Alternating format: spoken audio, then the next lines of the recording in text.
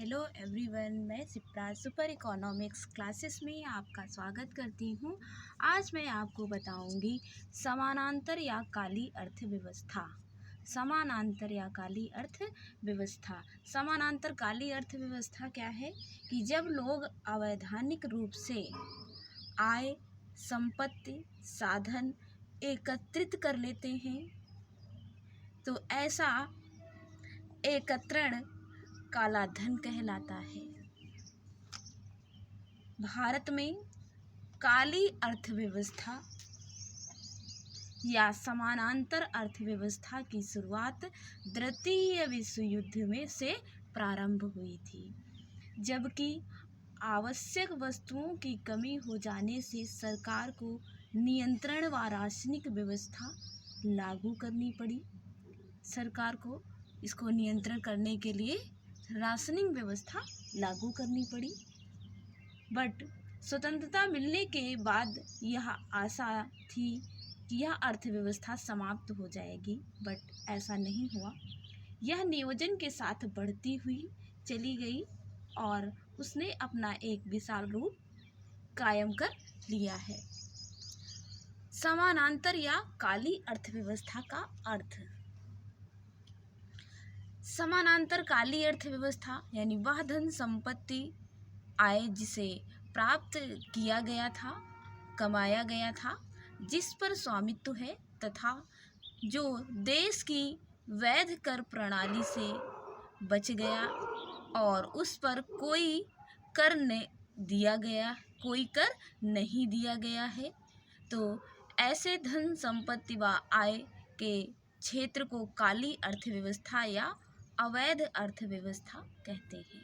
लेकिन जब वैध अर्थव्यवस्था व अवैध अर्थव्यवस्था साथ साथ चलती है तो इसे समानांतर अर्थव्यवस्था कहते हैं।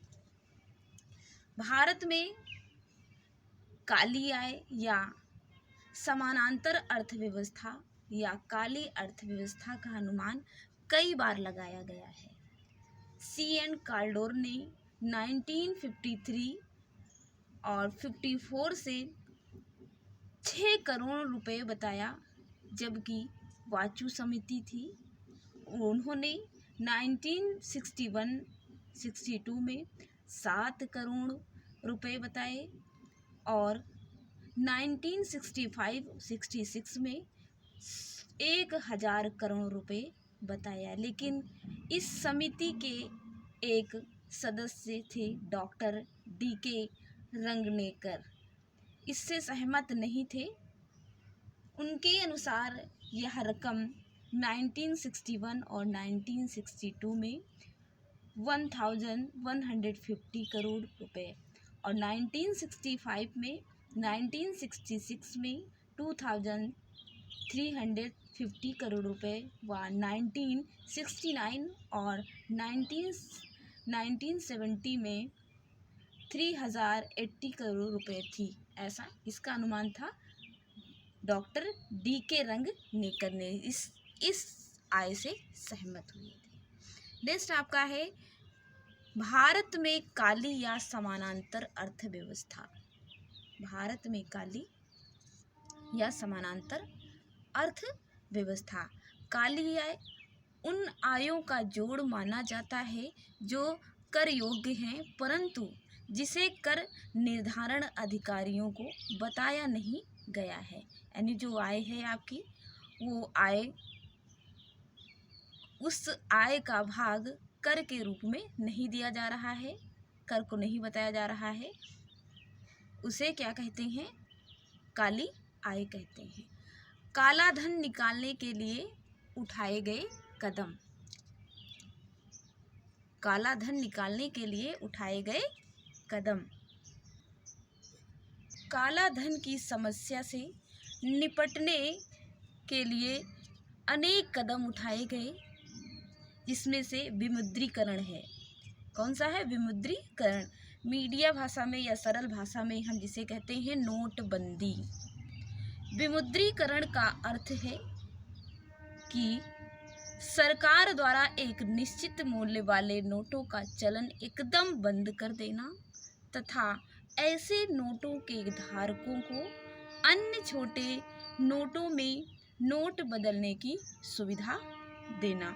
जैसे सरकार ने विमुद्रीकरण कई बार किया है, कई बार पहले भी किया है और अभी हाल ही में किया है, वर्तमान में किया है। तो सबसे पहले बार विमुद्रीकरण यानी नोटबंदी 1946 में 1000 यानी 1000 रुपये के नोटों का चलन बंद कर दिया था। दूसरी बार 1978 में 1000 और 500 के नोटों का जो चलन था बंद कर दिया।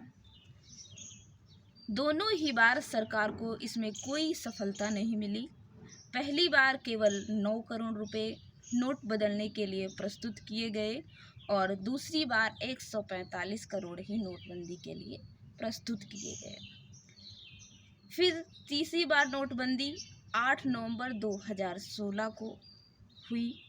रात 8 बजे प्रधानमंत्री नरेंद्र मोदी द्वारा बताया गया रात 8 बजे को नोटबंदी के बारे में। और वर्तमान समय में 19 मई 2023 में आरबीआई ने सबसे बड़ी करेंसी 2000 की नोट थी, 2000 के नोट को सर्कुलेशन से बाहर करने का ऐलान कर दिया है। ओके, नेक्स्ट है आपका, मैं आपको बताऊंगी, नेक्स्ट है स्वतः प्रकटीकरण योजनाएं। स्वतः प्रकटीकरण योजनाएं। प्रकटीकरण योजनाओं वे योजनाएं हैं जिसमें काला धन घोषित करने वालों को अपने घोषित काले धन का एक निश्चित प्रतिशत सरकार को कर के रूप में देना पड़ता है और उसके विरुद्ध कोई कानूनी कार्यवाही नहीं की जाती है। घोषित काले धन का एक निश्चित प्रतिशत देने पर काली आय सफ़ेद आय में परिवर्तित हो जाती है। और ये अब तक इस प्रकार के जो अब तक अवसर रहे हैं, ये भारत में 5 बार अब तक हुआ है। पहले 1951 में हुआ था, 1951 ईस्वी में। नेक्स्ट टाइम 1965 में हुआ, 1976 में और 1985 में, 1997 में स्वतः प्रकटीकरण योजना के अंतर्गत। नेक्स्ट आपका है बांड। बांड 1981 में सरकार ने 10,000 रुपये के विशेष धारक बांड जारी किए, जिनकी विशेषता यह थी कि 10 वर्ष पश्चात सरकार बांड धारक को 10,000 रुपये के स्थान पर 12,000 वार्षिक पे करेगी। बांड धारक को पूर्ण छूट दी गई और उससे इसकी आय का स्रोत पूछा जाएगा उसपे। और इस योजना के अंतर्गत 964 करोड़ रुपए के बांड बिके। इस प्रकार सरकार को 1985 तक ही स्वतः प्रकटीकरण योजनाओं एवं विमुद्रीकरण के केवल 776.7 करोड़ रुपए ही कर के रूप में मिले थे। लेकिन अकेले 1997 की स्वतः प्रकटीकरण योजना से ही 10,500 करोड़ रुपए मिले, जिससे घोषित आय 33,000 करोड़ रुपए थी, जो इस बात का प्रमाण है कि यह योजना कुछ सार्थक रही। परंतु यह तो कुल काले धन का केवल 3% ही इसमें बताया गया और इस प्रकार अभी भी 97% काला धन चलन में है। ओके।